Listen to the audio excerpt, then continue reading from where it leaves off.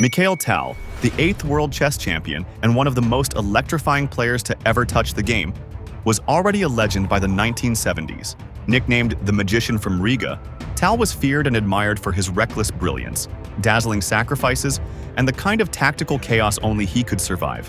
In 1978, after winning the USSR Chess Championship, something remarkable happened. In a quiet, informal setting, Tal sat down for a friendly blitz match against a rising star, a 15-year-old prodigy who was already making waves in the Soviet chess scene. This is Garry Kasparov. No one knew it yet at the time, but this teenager would go on to become one of the greatest players in chess history. Yet in this one electrifying game, Tal reminded everyone why he was still the magician. So how exactly did Tal outplay the future world champion with a dazzling queen sacrifice? Let's dive in. The game opened with the Richter-Rauser variation of the Sicilian defense. Tal continues with e6, queen d2, preparing to castle queenside, a6, preventing knight jumping to b5 and putting pressure on d6, and castle by Kasparov.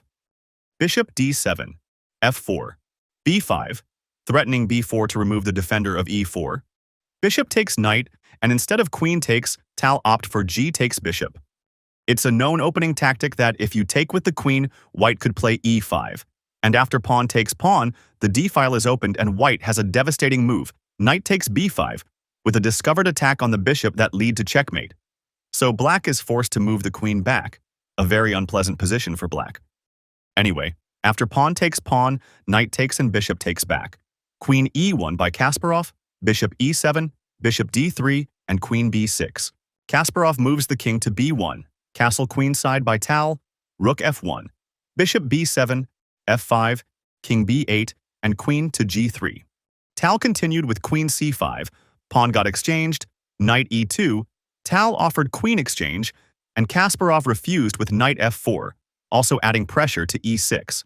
Rook d to e8 indirectly defends e6, rook d to e1, nicely aligning the rook with black's queen, rook e to g8 attacks the queen h3 attacks the pawn, and bishop to c8 defends. Kasparov continues with queen e3 threatening b3 check. Tal once again offers queen trade, Kasparov refuses, rook g5, c3, rook e5, bishop back to c2 threatening knight d3 to fork the queen and rook. Another queen trade offers, Kasparov refuses again, and rook back to g5, bishop b3 hitting the queen c6, knight f4, putting pressure on e6, rook defends, queen c2, queen c7, g3, and for some reason Tal played the losing move bishop b7, disregarding e6. Kasparov also for some reason didn't take the pawn and instead moved the king to a1, f5, takes, knight d3 hitting the rook, bishop e4 pinning the knight, and Kasparov beautifully sacked the exchange. He follows with bishop d5 attacks the rook e3, knight b4 threatening to fork the queen and king a7 defends, a4, queen c5, pawn takes, and Tal once again plays the losing move bishop f6. Kasparov followed with rook take f5, threatening to capture the undefended bishop while x-raying white queen, rook c8 by Tal, and Kasparov threw away his advantage with knight c6 check. Tal continued with king b6, bishop b3, rook e1 check, king a2, and Tal played the astonishing pawn takes b5, completely ignoring the attacked queen, which Kasparov took. Rook h8 check, only move bishop h4, rook takes, king b3, pawn takes rook, and now the material is equalized with 2 rooks and a bishop versus a queen and knight. Here Kasparov played the losing move that completely sealed the game, queen f5, but Tal didn't find the strongest reply. He played rook e2 instead of rook c1, which would have maintained his advantage. Kasparov defended with knight a5, covering c4 to prevent checkmate.